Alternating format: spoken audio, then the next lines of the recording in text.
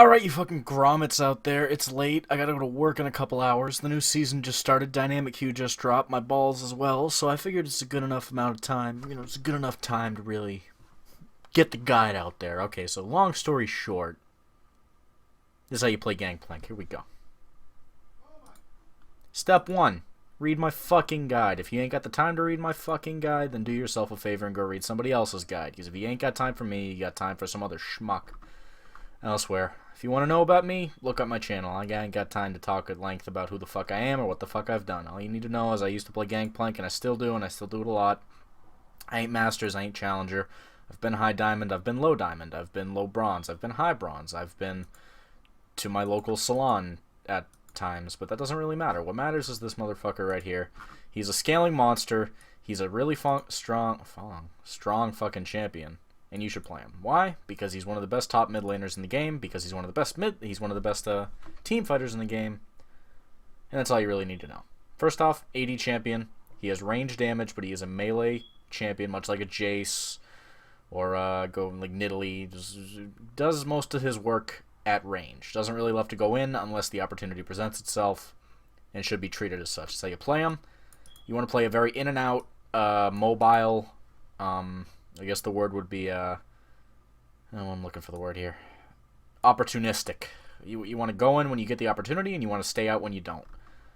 When you play him, main rune page you want to stick with is something like this. You want to go with AD or Armor Pen on your reds, because he scales well with both. I prefer Armor Pen because it makes your mid game much better.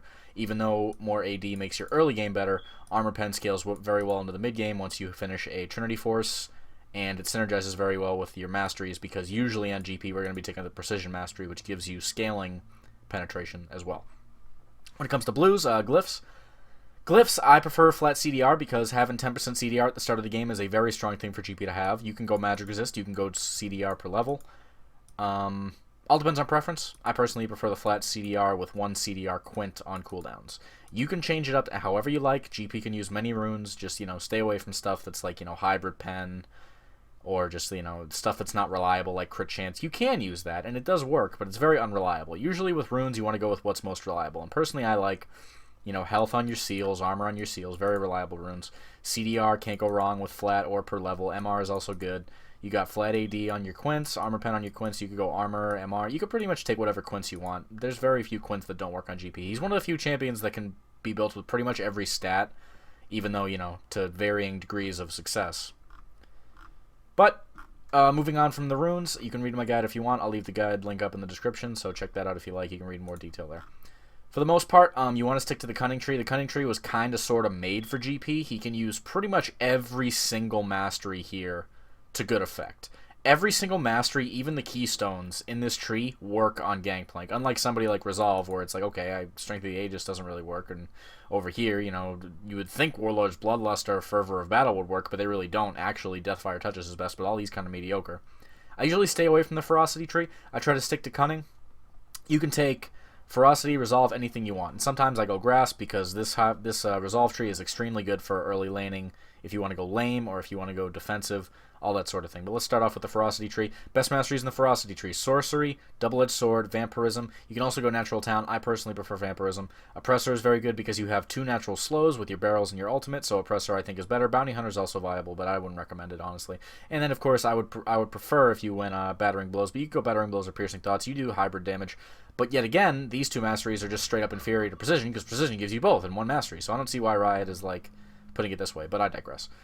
Deathfire Touch is actually his best. You could make the argument that any of these masteries are GP's, and I say this very, very heavily, best keystone in the Ferocity tree. But the main fault of the Ferocity tree for Gangplank is Warlord's Bloodlust is only good if you're continually getting crits, because it gives you, basically this is worthless because it gives you attack speed. That's a stat GP doesn't need. Fervor is good. It might be his best. I haven't done the math. Ferocity Mastery Keystone, just because you can stack it up and then use it on Q-Poke, but even then it's really hard to keep stacks up with GP because he is an in-and-out fighter. He's not a continuous fighter. He's not an Aurelia. I'm not going to jump into a fight and continually keep beating on somebody. I want to hit them once or twice, back out, reset the situation, and go again. I don't want to, do that. And then you would think, okay, well, Deathfire, right? Because your ultimate and your E. But Deathfire is kind of lackluster because it doesn't do jack shit with your Q, which is your main lane harassing tool, until, mid to late game when you've got some items to make your barrels and your ultimate hurt more. So Deathfire doesn't work on your Q because it doesn't count as an ability, it counts as an auto attack. Your Q, your parlay, is basically just a ranged auto attack and does not proc the Deathfire touch. So, pretty much all these are mediocre. That's why the Cunning Tree is so good. Cunning Tree, Savagery. For last hitting, you can also go Wanderer. Assassin's a lot better than Secret Stash, I think, because Assassin is viable for pretty much the entire game until you start team fighting non-stop and only team fighting. When you only have a champion nearby, such as by yourself on the top lane, this is an extremely strong mastery. I highly recommend it. You can go Meditation or Merciless. Merciless is better if you know how to manage your mana. Meditation if you have trouble with it. Meditation is extremely strong mastery on champions that are very mana intensive, and GP is no exception. So he does a lot of spamming, so Meditation is very good. You've got, of course, Bandit. Pretty much the best mastery in the game for GP. If you hit somebody with an auto attack, you get 10 gold if you're melee. GP's melee. GP has a ranged auto attack on his Q. He's one of the only champions with that. I think he's the only champion with that when I think about it. And he should use this mastery. Dangerous Game is also good. This is better. Generates a lot of gold for you over the course of a game. Let's say you Q somebody 30 or 40 times. Hey, look at that. I made fucking, a couple hundred gold. There you go. So Bandit's extremely strong. Precision because you deal hybrid damage and you really like penetration. You could also go Intelligence. I do like it. I used to run this a lot, but I don't like it as much anymore because the flat stats provided by this are much stronger in the mid-game. The mid-game is very important, so we stick with that. When it comes to Keystones in this tree, Storm Raider is very good, but I think extra movement speed on GP is very redundant because he already gets a bunch from his passive and his Phage or Trinity Force buys. Also, he buys boots, and he already has a good base movement speed because he buys Zeal and whatnot. So the extra movement speed is nice, but not really needed. Somebody like Nasus, somebody like Darius might like this more, but you don't really need it. Thunderlord's Decree, GP's best Keystone Mastery, I would argue, just because it synergizes so well with his ultimate and for his in-and-out playstyle. You want to do a lot of damage very quickly and keep moving around. This helps you do that. Nothing much else can really be said. This is OP as fuck, even after the nerfs. It's super fucking strong. Unless Riot guts this mastery, it's going to be good on a lot of champions, no matter what you do, especially if your main job is to deal damage. This is a great burst mastery. These are great, but only Deathfire is worth having on mages, which I find kind of weird, because there's a lot of mages should be able to use this tree. Digression again, whatever. Resolve Tree, I pretty much don't have to tell you why this is fantastic, but, recovery, regen, tankiness, a little bit more movement speed, better trading potential, lots of good heals. So if you're going to choose between anything, I would recommend this. You could also go Veteran Scars if you just want that health boost, but Runic Armor is extremely good. It's a mini Spirit Visage, and then we all know how good that is with GP's W, especially if you're combining it with Perseverance, which is actually a fantastic mastery. I think this is a great mastery for just staying in lane and getting a big farm advantage after you kill somebody. It basically does the job of Dangerous Game slower, but much more effectively because it's extremely good for just exacerbating a lead. If I kill somebody, Perseverance will help you make that lead even bigger. Insight's also extremely good if you're going to get Lucidity Boots very early. Helps you get your Summoner spells down. Cooldown lower. Extremely good. Swiftness and Legendary Guardian, they're both kind of moot point on GP. Legendary Guardian, I wouldn't really recommend either of these, but they're still both good for what they give. And when you get this late in the tree, Bond of Stone and Strength of Ages you stay away from, but Grasp is fantastic. If you're getting into an extended fight or farming in lane, you can use this as a harass tool, and you can use this to sustain through a long, extended fight with a champion like a Fiora or an Aurelia. Sometimes this can be a godsend, sometimes this can just win you lane by itself, and from there you can just turn into a monster. GP can go without Precision and Thunderlord, so what I like to do often is I like to go 0, 12, 18, and stick to this tree in a big way, because the sustain that Runic Armor, Perseverance, and then Grasp gives you is really, really strong combined with GP's W. Max Q first, E second, W third, and Ultimate whenever you can get the chance. Main reason being, W sucks when ranked up, E is decent when ranked up, and Q gets much better when ranked up. Pretty cut and dry, do what you gotta do, read more in depth over here when you get the time. When it comes to items, main items, right here.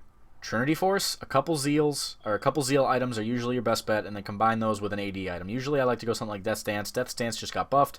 It gives 75 AD. I like that a lot more than a lot of the alternatives. The alternatives are over here, buy at your own discretion. Obviously, Essence Reaver and Infinity Edge are good. Anything that has crit and AD on GP is a good thing. When it comes to boots, obviously Lucidity Boots are your main goal because CDR is so good early game. And then Phage and Sheen are extremely strong in the early game. These let you win lane by themselves, give you good stats, they're cheap, they're quick to buy, they're easy to use, and they make your Q much better. If I kill a unit, I get to run up to the enemy and get a Sheen proc off on them. If I have Grasp, I can get even more health proc with the Phage health.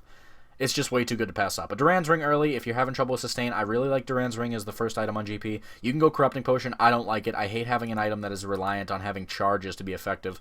I'd much rather have the flat stats to let me fight early.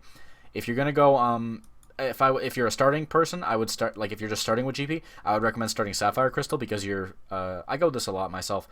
Having Sheen on your first back is an extremely strong thing to have, because your first back is usually happening around level 5 or 6. Once you get back with that in your ultimate, it's usually very easy to get a kill and start snowballing from then on. Also, obviously having a bigger mana pool lets you cast Q more often and lets you farm and lets you do a whole lot more things than having, Longsword might, because Longsword helps you do more damage, but the Sheen lets you do more damage more frequently with your Q. This is also good if you're going something like Executioner's Calling and you want to counter an enemy lane or stuff like that. I would usually stick to these items to start. If you want to go more in-depth about, like, okay, what am I going to build for my CDR and everything, do that on your own time. I would just recommend, I keep it simple. Don't go too crazy thinking about builds and whatever you want to do with a champion like GP. He's extremely strong when built this way.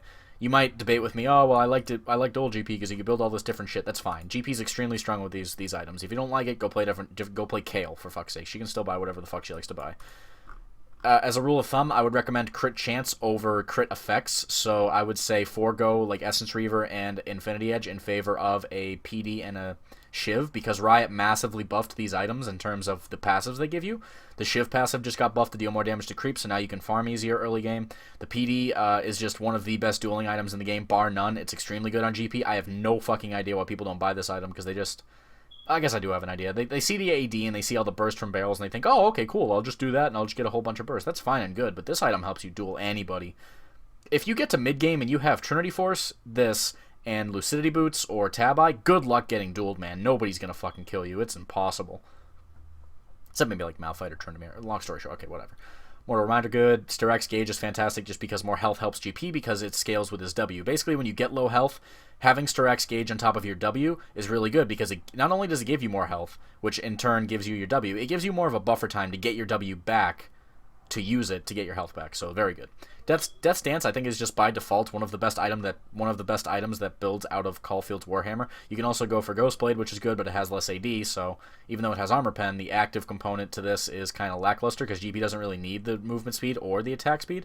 So while it's a very good stat-based item, it's outperformed by Death's Dance in terms of raw stats because the healing this gives you is very good, and the extra 10 AD is nothing to laugh at. The more AD, the better, usually by late game.